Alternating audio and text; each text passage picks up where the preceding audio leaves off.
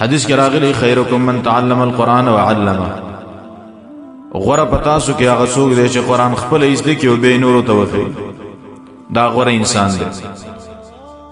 دا حدیث د عثمان ابن عفان دی. نبی صلی الله علیه وسلم وی غوره انسان څوک دی چې قرآن خپل زده کړي او به نورو ته وښيي. دنیا کې ډېر خلک دي، څوک به دعوتونه کوي، څوک به تجارتونه کوي، څوک به یو شی کوي، څوک بل شی. غوره کار څوک کوي، غوره خلک څوک دي؟ هغه خلک چې قرآن زده کړي او نورو ته وښيي، دا غوره خلک دي.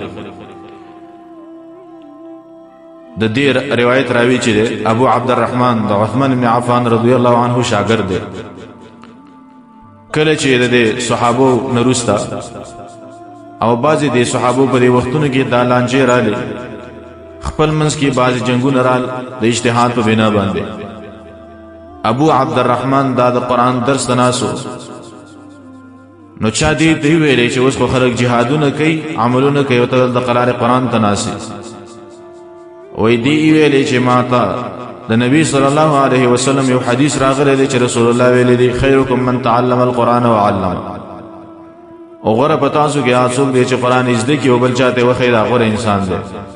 وی ما اقعدنی المقعد الا هذا، زه په دې ځای باندې نیمه کېنولی مګر دغه حدیث کېنولی ما چې غوره په تاسو کې هغه څوک دی چې قرآن خپل زده کړي او به نورو ته وښيي، دا غوره انسان دی.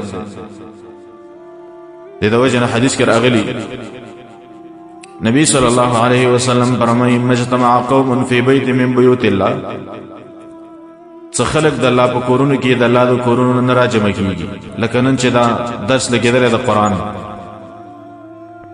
مگر د خلکو سره الله څلور قسمه معاملې کوي. یو دا د الا نزلت علیهم السکینه، په دې خلکو سکینه اطمینان دل رحمی د الله د خوا نه راځي. دنیا کې به خلک لګي، زړونو کې به سکون نه، د درس کې چې څوک ناسي د الله د خوا نه سکینه راځي، اطمینان. دویم په دې خلکو د الله رحمت نازلېږي.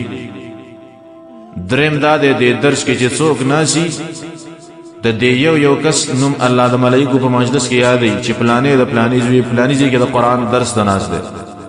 دا څومره د فضیلت خبره ده.